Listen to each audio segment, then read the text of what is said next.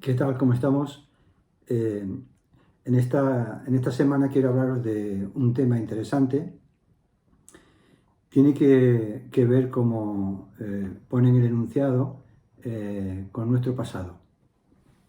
No es que el pasado tenga más relevancia que el presente o que el futuro, sino que voy a hacer 3 talleres, si Dios lo permite, donde trataré los 3 temas: el presente, el pasado y el futuro. Pero en esta sesión vamos a hablar acerca del pasado. El pasado, como sabemos, es algo que todos tenemos. El pasado es lo que nos ha sucedido, las experiencias que hemos tenido, y evidentemente en cada persona es diferente. Incluso dentro de la propia familia, no quiere decir que porque tengamos un mismo contexto cultural o de familia, como digo, o los mismos padres, nuestra experiencia sea la misma, porque a veces la misma vivencia, cada persona la vive de diferente forma, ¿no? Entonces, eh, quiero centrarme en lo que es el pasado, y hay 2 temas, he hecho 2 grupos. Uno sería tu historia, porque el pasado no hay que inventarlo, simplemente es la historia tuya y mi historia. Todo el mundo tiene una historia. Y la segunda es una pregunta común acerca del pasado que también trataré. Entonces vamos a empezar con la historia única. La historia única, como digo, es lo que tú has vivido, tu experiencia, cómo tú has percibido las cosas, ¿no? Y eso ha creado en ti, pues bueno, una herencia que puede que te influya mucho, te influya poco, etcétera. De cualquier manera, forma parte de tu herencia cultural, social, emocional, etcétera, etcétera, ¿verdad? Y yo quiero coger 3 ejemplos de la Biblia, porque, bueno, todo el mundo sabe lo que es el presente, el pasado y el futuro, pero yo quiero mirarlo bajo la óptica, que tal vez es lo que te puede ayudar, bajo la óptica de la Biblia, ¿no? La Biblia habla de estos también, estos 3 puntos, pero aporta cosas interesantes, que es la que yo quiero comentar en este taller. Y para eso he cogido 3 ejemplos. En la Biblia, cada personaje que vemos en la Biblia, hay muchísimos, hay cientos de personajes, detrás de ello hay una historia. Yo he cogido solo 3, para que de alguna manera tengamos un pequeño ejemplo y podamos meditar acerca de esto. El primer personaje que he cogido ha sido José. José, ese joven que aparece ya en Génesis, capítulo 37, hijo de Jacob y también de Raquel. Y José tenía 11 hermanos, era en total 12 hermanos, 12 en total con él. José, para resumir un poquito, aunque lo tenemos en Génesis 37, versículo 11, 18, 27, etc., en Génesis 37 en la Biblia, José fue una persona, un joven que fue vendido cuando era bastante joven, fue vendido como un esclavo. Y, y esto lo sucedió porque sus hermanos le tenían envidia, lo puedes leer allí en la historia. Y a causa de esa envidia, como siempre, la envidia, que parece algo inofensivo, finalmente puede llegar a niveles muy, muy, muy nocivos, ¿no? Como pasó en este caso. Y ellos primero intentaron matarle por esa envidia, y luego cambiaron un poquito por uno de sus hermanos que medió, y finalmente, en lugar de matarle, decidieron venderlo como esclavo. Y lo dice allí la Biblia, que lo vendieron unos ismaelitas, lo metieron en una cisterna y luego lo vendieron a unos ismaelitas. La causa, un poquito así por encima, aunque lo puedes leer en la Biblia, es que José tuvo 2 sueños, y en esos 2 sueños, que lo contó a sus hermanos, veía cómo el sol, la luna y 11 estrellas se postraban delante de él. Y otro sueño muy similar que le contó a los hermanos, que había como unos manojos de paja o de lo que ellos recogían, y que esos manojos se postraban delante del suyo, ¿no? De alguna manera, la interpretación que ellos daban se añadía ya a la envidia que le tenían, porque era un poquito el favorito de su padre, ¿no? Y esto, como digo, llevó a José a ser una persona con una historia, una infancia muy dura, muy difícil, y pasó de ser una persona en esa historia muy odiado, pasó también por la cárcel, etcétera, etcétera. Pero finalmente José llegó, pasados los años, pasó a ser gobernador de uno de los países más importantes y del imperio más importante de aquella época, que era de Egipto. Y dio gobernador porque, aunque estaba Faraón por encima de él, pero el propio Faraón le dejó que gobernara Egipto, en base también a aquello que hemos escuchado y conocemos, ¿no? De que él tuvo una revelación de Dios, José, de esos 7 vacas flacas y 7 vacas gordas y 7 espigas casi que no valían para nada, hasta 7 espigas muy gordas, ¿no? Ese sueño que él revela, que ningún sabio podía hacerlo, y esto hizo que el faraón viera en él una persona con un espíritu diferente, ¿no? Y capacitado para gobernar su país, su enorme país, ¿no? Así que vemos a José, la historia de José, resumiendo, es que era una persona que vivió una infancia muy traumática, odiado, vendido como esclavo en la cárcel, etcétera, etcétera, y finalmente terminó siendo gobernador de Egipto. La otra persona que he cogido es Saúl, el rey Saúl. En 1 de Samuel capítulo 8, versículo 21 y 22 se nos habla de Saúl. Saúl fue una persona que en un momento determinado el pueblo de Israel nunca había tenido un rey, siempre Israel había sido gobernado por los profetas, por los jueces, pero en esta ocasión el pueblo empezó a pedirle a Dios un rey, como tenían el resto de los pueblos de alrededor, como Egipto, que tenía un faraón, y Dios no le dijo que eso le iba a costar, que el tema de... Bueno, pero no voy a entrar en ese tema ahora. Finalmente lo que dice la Biblia en 1 Samuel capítulo 8 y luego más adelante en 1 Samuel 31, habla también de cómo termina de cómo termina Saúl. Samuel era el profeta en aquella época y entonces finalmente Dios le dice a Samuel que como quieren un rey, bueno, que finalmente se lo va a dar. Y entonces Saúl es el primer rey que tiene Israel. Posteriormente estaría David, etcétera, etcétera, ¿verdad?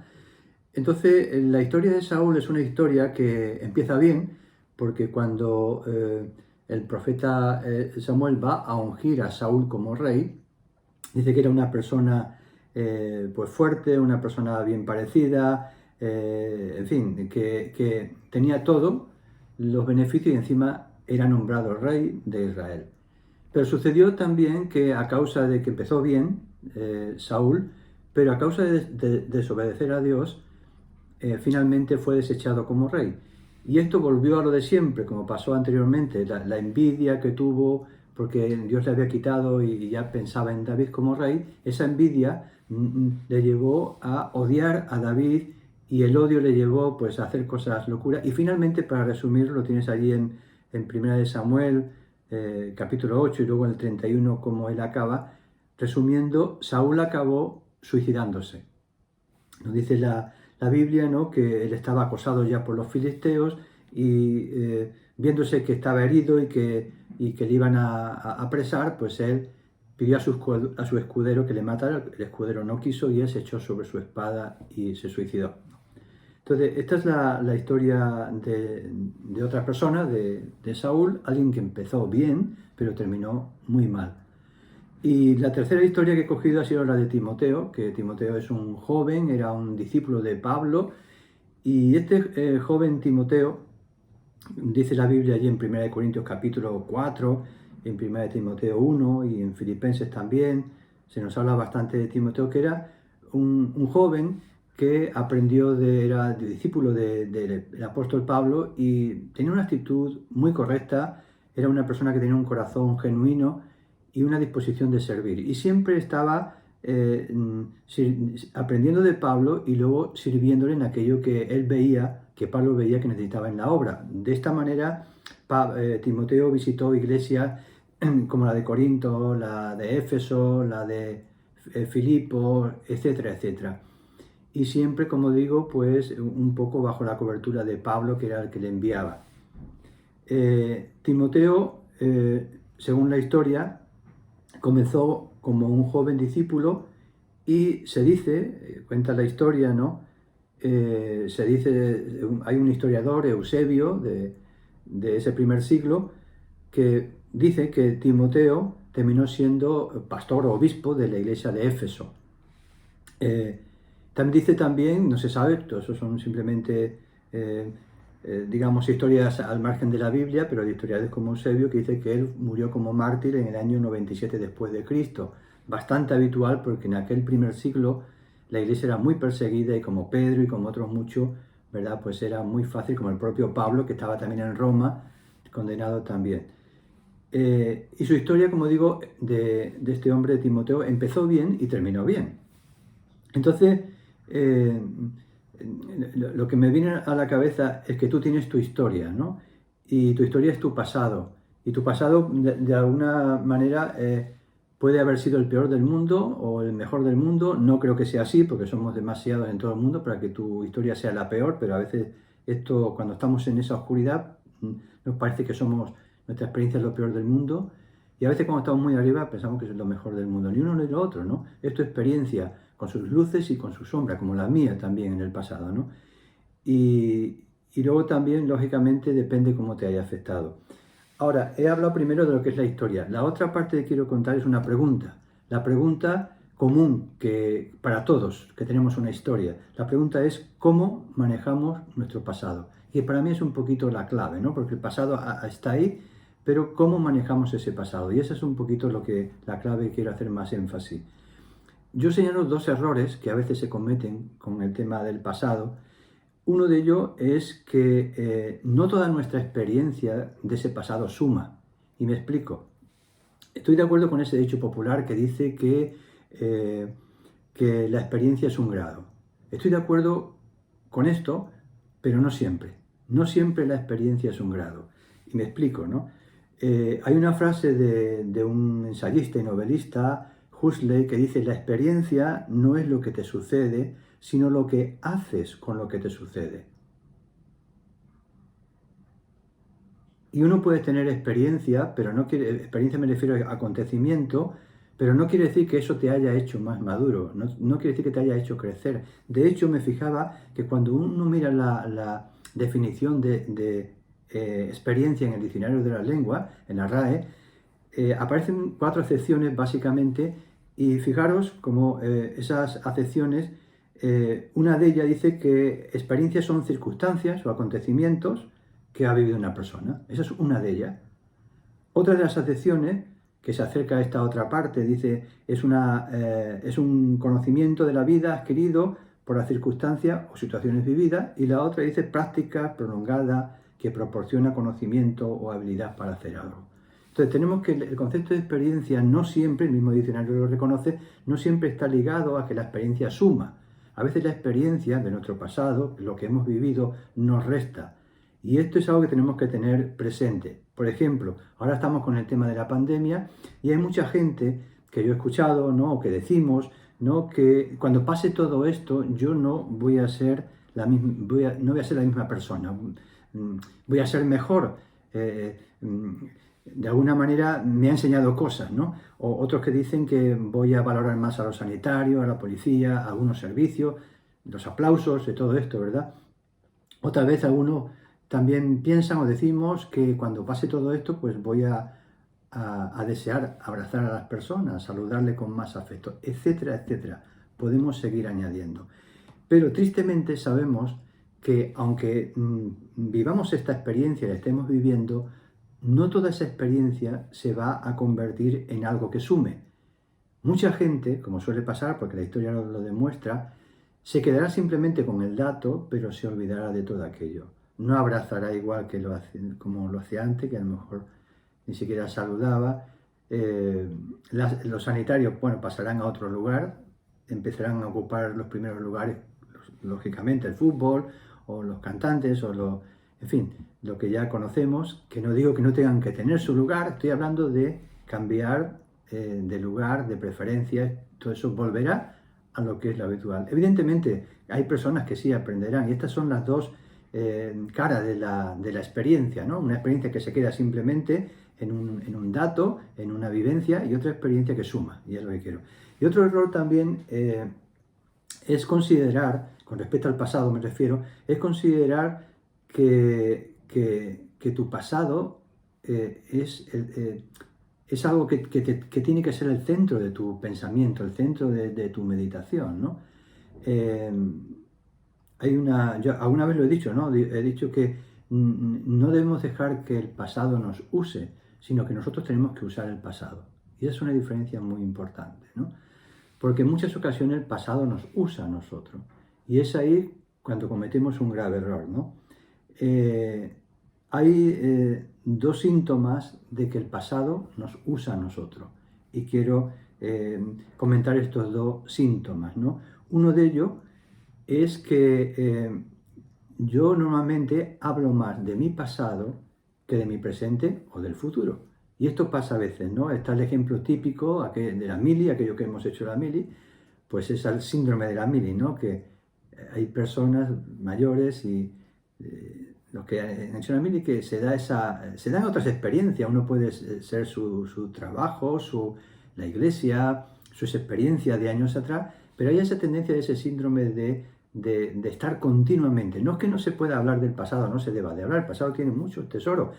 Hay tesoros que son, como dice la Biblia, tesoros antiguos y tesoros nuevos, que están en el pasado. Pero una cosa es que saquemos tesoros para analizar, para aprender, y otra cosa es que nos centremos en esto. Y hay personas que solo hablan, ¿verdad? Hablo de la mili porque es un recurso que en personas que lo han vivido, pues se da, pero se da también en otras esferas de la vida que la persona continuamente está hablando de lo mismo. Este es un síntoma de que la persona está haciendo un poquito de su pasado el centro.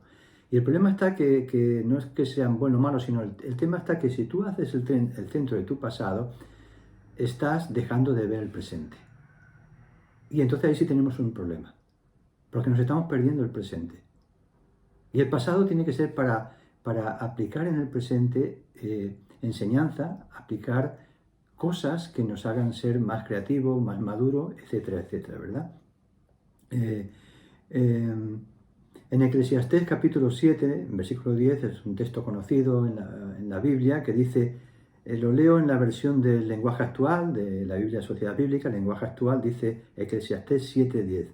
Hay quienes se quejan de que todo tiempo pasado fue mejor, pero esas quejas no demuestran mucha sabiduría. La Biblia dice que estar continuamente en el pasado no es sabiduría. Y este es el punto de equilibrio, ¿no? Y otro síntoma que hay, de estar continuamente en el pasado, es la culpabilidad. Otro síntoma de que el pasado nos ocupa un lugar que no le corresponde y que nos controla es el sentido de culpabilidad. Esto puede pasar también, ¿verdad? Por cosas que hemos vivido, que no lo hemos hecho del todo bien. A veces a mí me sorprende, ¿no? Cuando alguien le pregunta, bueno, lo ves en la televisión, le preguntan a alguien, ¿usted se arrepentiría de algo? ¿Se arrepiente de algo? A una persona famosa. Y yo lo he observado que el gran porcentaje de gente dice, no, yo no me arrepiento de nada. Y yo digo, bueno, ¿la persona es perfecta o no es consciente de que todos cometemos equivocaciones?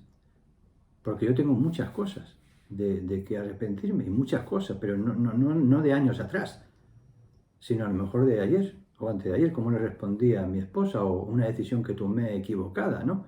O algo que compré que no tenía que haberlo comprado, ¿no? Etcétera, etcétera. Entonces, el sentido de culpabilidad, ¿no? Y en ese sentido, yo creo que es importante que como cristiano, yo por lo menos esta es la paz que siento, y por eso cuando voy a descansar, pues descanso con la paz de Dios, ¿no? Una de las cosas que el cristianismo nos ofrece, ¿no? Es precisamente eso, ¿no? Que cuando venimos a Jesús, Él perdona nuestro pasado, perdona todos nuestros pecados. Hubo un debate ahí cuando en en Marcos capítulo 2, ¿no? Cuando Jesús le dijo a un paralítico que tus pecados te son perdonados, y los fariseos decían, claro, no estaban reconociendo a Jesús ahí como el Mesías todavía, ¿no? Y decía, pero ¿cómo tú perdonas pecados? Si solo Dios puede perdonar pecados. Y Jesús le dijo, para que veas que tengo poder para perdonar pecados, le dijo al paralítico, levántate y anda, ¿no? Jesús tiene poder para perdonar pecados. De hecho, es el único que puede perdonar pecados. Primero, porque Jesús es Dios hecho hombre. Y segundo, porque el que murió en la cruz no fue tu amigo, ni fue un pastor, como pueda ser yo, ni fue un sacerdote que podía haber muerto, pero Jesús es el que muere en la cruz y es el que tiene poder, y su muerte tiene poder para perdonar el pecado. Así que es muy importante que sepamos, ¿no? Porque alguna vez mencioné una frase de Gandhi que dice, la persona que no está en paz consigo misma es una persona que está en guerra con todo el mundo. Entonces, ese sentido de culpabilidad o de lo que sea o de carga, de alguna manera nos afecta no solamente a nosotros mismos, la relación con uno mismo, sino la relación también con los demás. Entonces necesitamos ese pasado, ¿verdad? Descargarlo, soltarlo. Y Jesús es alguien que dijo: venid a mí los que estéis trabajados y cargados, y yo os haré descansar. Aprended de mí, que soy manso y humilde, y hallaréis descanso para vuestras almas. Entonces en Jesús tenemos ese descanso, no importa cómo haya sido tu pasado. Lo importante es que si tú quieres empezar bien, suelta esa carga y camina adelante, porque es muy complicado tirar adelante en el presente y en el futuro con una carga que viene del pasado. El pasado solamente, ¿verdad? Tenemos que creer que Jesús nos perdona y también nosotros perdonamos a nosotros mismos, porque como cuando Jesús hablaba del Padre Nuestro, le dijo: perdona nuestros pecados como también perdonamos a nuestros deudores, ¿no? O sea que en realidad nosotros también tenemos que saber perdonarnos. Si Cristo te ha perdonado, no tienes que sacar continuamente tu pasado, ¿verdad? Entonces es importante que no cometamos el error de vivir con ese sentimiento de culpabilidad. Y quisiera acabar, porque ya está pasando el tiempo, ¿no? Que en esas 3 historias que he contado, que podía ser la tuya, la mía, la de tantas personas, pero he cogido 3, la de José, y déjame decirte que resaltar de ello, de esas 3 historias, que José concretamente es un joven que comenzó mal, como he dicho antes, comenzó mal, le vendieron, estuvo como esclavo, etcétera, etcétera, y terminó bien, siendo gobernador de Egipto. El caso de Saúl, que puede ser otra historia, tuya o mía o de otro, comenzó bien, a diferencia de José, que comenzó mal. Él comenzó bien, pero luego terminó mal, se suicidó. Y en el caso de Timoteo, su historia es distinta, porque él comenzó bien, era una persona, alguien que estaba sirviendo, era una persona, un discípulo de Pablo, que digamos que estaba bajo esa cobertura y hacía lo que Pablo le decía que era bueno para la obra, ¿no? Y terminó bien, porque él terminó, como he dicho aquí, siendo obispo de Éfeso. Evidentemente sabemos que luego como mártir murió, pero bueno, no estamos hablando de cosas que tienen que ver con lo que está en nuestra mano, ¿no? Allí en aquella época casi todos los cristianos, o muchos de ellos sufrían el tema del martirio, pero desde el punto de vista espiritual, Timoteo también terminó sirviendo a Dios, ¿no? Entonces, quiero dejarte y terminar con esto, ¿no? Que no importa tanto tu pasado, y lo ves aquí en cualquiera de ellos, como haya sido tu pasado, si es muy bueno, ha sido muy perverso, muy malo, te has equivocado mucho, te has equivocado poco, no importa tanto tu pasado, sino cómo manejas tú, cómo lo manejas tú hoy en el presente, ¿no? Eso es fundamental. Y el otro punto es que no importa tanto tu actitud que hayas tenido en el pasado. Y yo, cuando pienso en mi pasado, a veces me doy pena, pero sino cómo lo estoy manejando ahora. Y aún así, aunque reconozco cosas que voy mejorando, entiendo que todavía me queda camino, ¿no? Pero eso se llama crecimiento. Crecimiento es que tú haces del pasado tuyo un escalón para crecer y no haces una losa que te impide caminar adelante y quitarte la paz, el gozo y la alegría, ¿no? Así que quiero dejarte esto acerca del pasado. Espero que te haya servido de ayuda y quiero decirte que, si Dios lo permite, en los próximos talleres hablaré acerca de lo que es el presente y más adelante hablaré también acerca del futuro. Son temas que seguro que nos afecta a todos. Recibe un abrazo, un saludo. Dios te bendiga.